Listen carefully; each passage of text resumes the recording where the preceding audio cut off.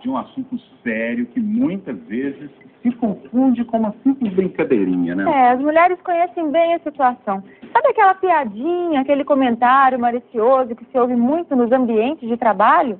Pois é, nem sempre a gracinha é bem-vinda. E para isso nós vamos conversar com o doutor Antônio Fabrício de Matos, que é professor de Direito Trabalhista. Doutor, quando há insistência ou constrangimento da pessoa, nesse caso pode se caracterizar um assédio sexual, né? Bom dia, obrigado já pela presença do senhor. Bom dia, muito obrigado pelo convite.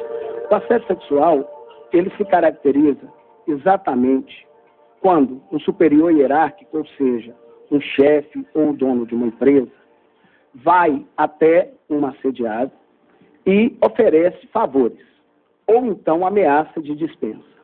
Isso se dá quando esse assédio é indesejado, ou seja, eu não tenho nenhuma abertura, eu não quero aquela situação, e uma pessoa chega e começa a apresentar cantadas, toques, comentários, e esses comentários, esses toques físicos, eu digo, e essas situações, elas vão constrangendo a pessoa e, em contrapartida, ele diz, se você aceitar esses meus pedidos, você pode ser promovido. Se não aceitar, eu posso te colocar no olho da rua.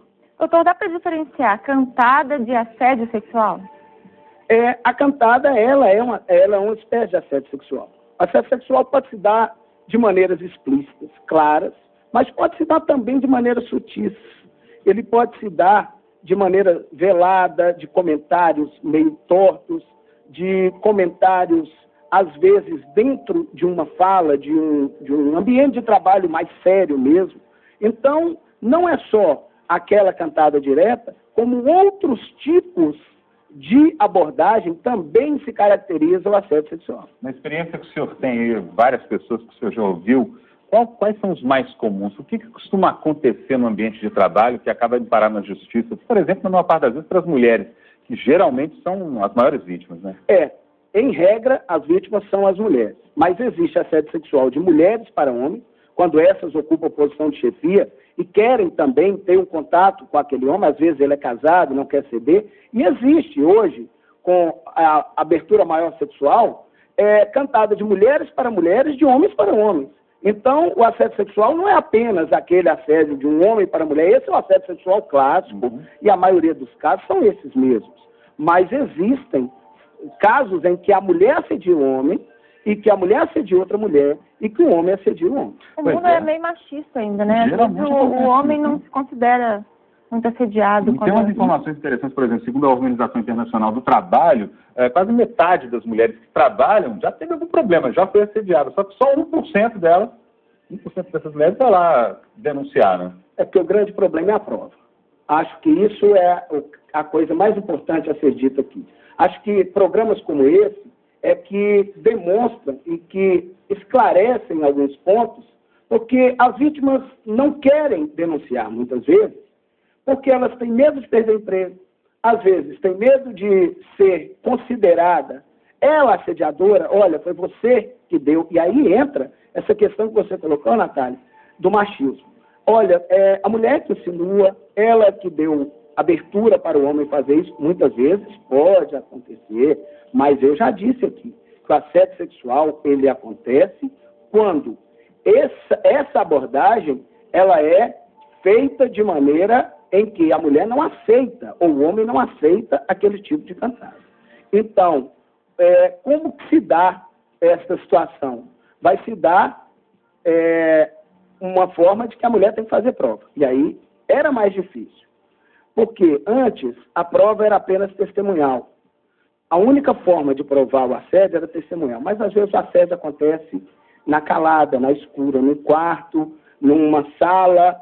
Acontece quando está só as duas pessoas. E aí, como a mulher prova isso? Agora, nós temos outras maneiras. Com a tecnologia, isso às vezes se materializa com e-mail, se materializa com recadinho no Orkut, com Scrap, se materializa nas conversas do